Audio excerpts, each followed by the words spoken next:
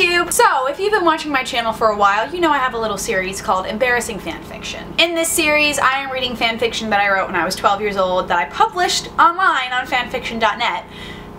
And it's just awful stuff. A lot of the stories are about Harry Potter, and Hannah Montana, and Twilight, and combining those worlds all together, and they're just not great. And it's been about 2 years since I posted a new embarrassing fanfiction video, and I've rediscovered some stuff, so I thought today I would read to you from one of my stories. If you're new here, hello, my name is Tori Cyclic. I make new videos every Sunday for Cyclic Sunday with other videos throughout the week.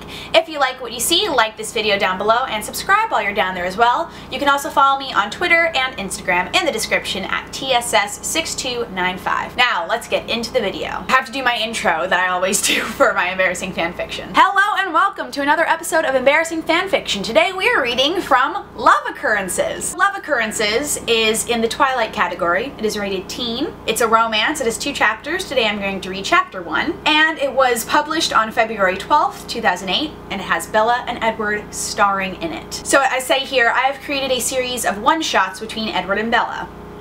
I currently don't remember what a one-shot is. I'm assuming it's like one-chapter stories.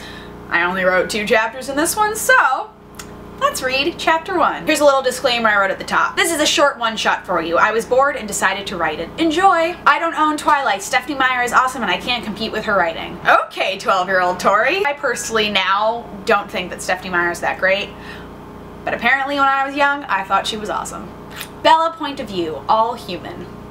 Oh, so like all the vampires are human. Gotcha. Who wants to play spin the bottle? Alice chirped happily. The guys groaned but agreed. We sat in a circle. I couldn't believe it. I was sitting in a circle with my friends and sitting next to the love of my life, Edward Cullen. Oh my god, it's so dramatic. I was having a spaz attack in my mind, but I calmed myself.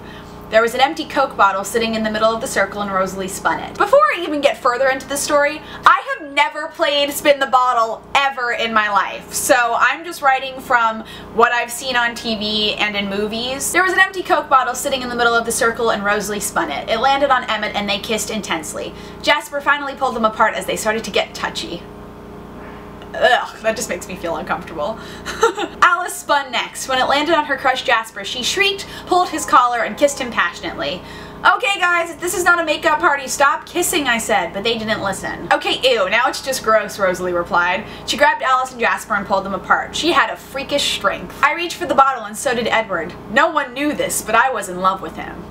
Well, I've already said that in the beginning of the story, so the reader knows it. We both touched the bottle, but our hands brushed as well.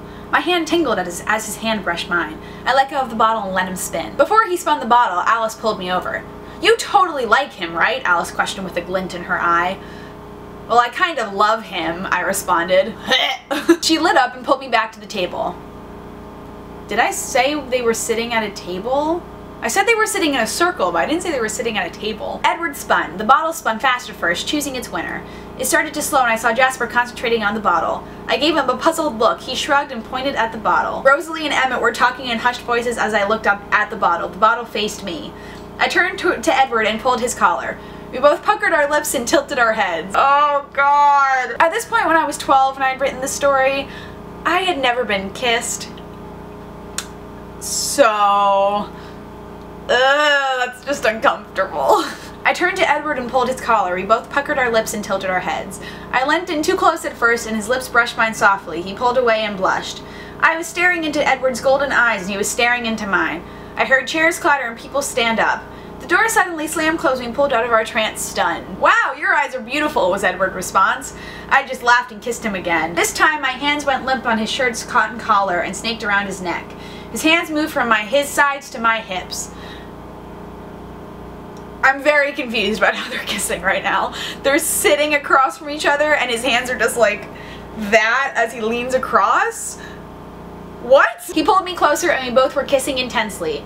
I pressed my lips against his and he pressed his against mine. We both melted into the kiss. We sat there kissing for a while. I made a mental note in my head to thank Alice for the wonderful idea of playing Spin the Bottle. That's the end of that chapter, and I am very uncomfortable. When I was writing these fanfiction stories, I was very much a hopeless romantic and did not have a boyfriend and had not been kissed, so a lot of this writing is from like what I'm imagining kissing was like and what I'd seen on TV, and to me, it just makes me a little bit uncomfortable currently. There's another chapter of this that I'm going to be reading, so let me know down in the comments below what you thought and if it made you as uncomfortable as it made me. Thank you guys so much for watching. You can follow me on Twitter and Instagram in the description at tss6295. Like this video and subscribe down below for more awkward writing from 12-year-old Tori. DFTBA, and I will see you guys next time. Bye!